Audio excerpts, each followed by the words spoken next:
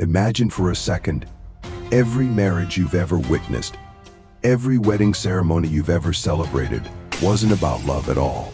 What if I told you marriage is a tool carefully designed to control you? The wedding dress, the romantic vows, the fairy tale ending, it's all part of a plan. A plan to control populations, consolidate power, and concentrate wealth. Stick around, because today we're exposing the hidden truths behind marriage, truths they don't want you to know. Marriage has always been sold to us as the ultimate symbol of love and happiness. But what if I told you it's one of the most effective tools used by governments, religions, and corporations to control your life? And trust me, the evidence is everywhere if you know where to look. Did you know that marriage was never really about love? In ancient times, marriage was about power used to secure alliances, transfer property, and continue bloodlines. It was a strategic move, not an emotional one. Take ancient Rome, for example. Julius Caesar didn't marry off his daughter Julia to Pompey for love. It was a calculated political alliance meant to cement power between two of Rome's most influential men.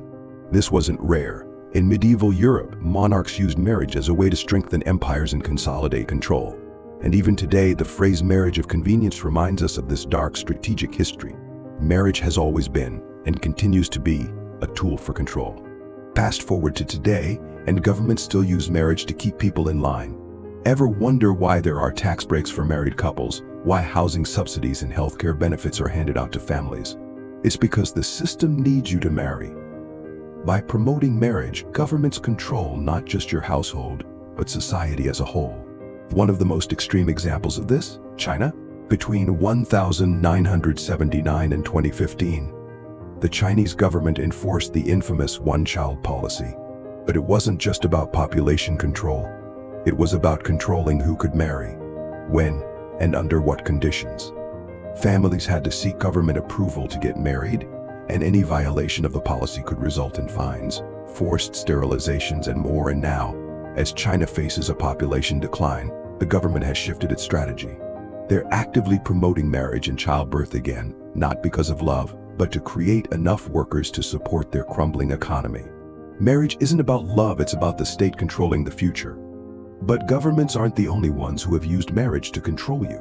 Religion plays an equally powerful role. Marriage is tied to morality, duty, and even salvation. In religious communities, marriage isn't just a social contract, it's a divine obligation, meant to strip away your freedom. Look at medieval Europe. The Catholic Church held an almost total monopoly on marriage. They dictated who could marry and under what conditions, using marriage to control vast populations. And they didn't just regulate your actions, they regulated your mind. Step outside of those religious rules, and you didn't just face social backlash, you risked your eternal soul. Religion uses marriage to enforce roles, obedience, and social structure. It's about ensuring the continuation of the institution's power over you. And now, let's talk about the money. Marriage isn't just a personal commitment, it's an economic machine. Behind the romanticized images of the perfect wedding lies a multi-billion-dollar industry. In the US alone, the wedding industry is valued at over $70 billion annually. The average couple spends around $30,000 on a single wedding, and globally, it's even bigger. But it doesn't end there. Once you're married, you're locked into the next phase: home buying, children, and even divorce, each step driving more profit into the hands of banks, corporations, and the government. Newlyweds, on average, spend over $60,000 on home-related expenses in the first few years of marriage. And even when marriages fall apart, the system profits. The average divorce in the US costs around $15,000 to $20,000. Lawyers, financial advisors, court fees, it's all just another way to keep you trapped in the consumer cycle. Marriage isn't just a celebration, it's a transaction designed to keep you spending and in debt, feeding an economy that thrives on your compliance. So what is marriage really? It's not love, it's not freedom, it's control. A system designed to bind you to traditions, laws, and debts. Next time you attend a wedding or even consider marriage for yourself, ask the bigger question: who benefits? Is it really about love, or is it about keeping us all in line?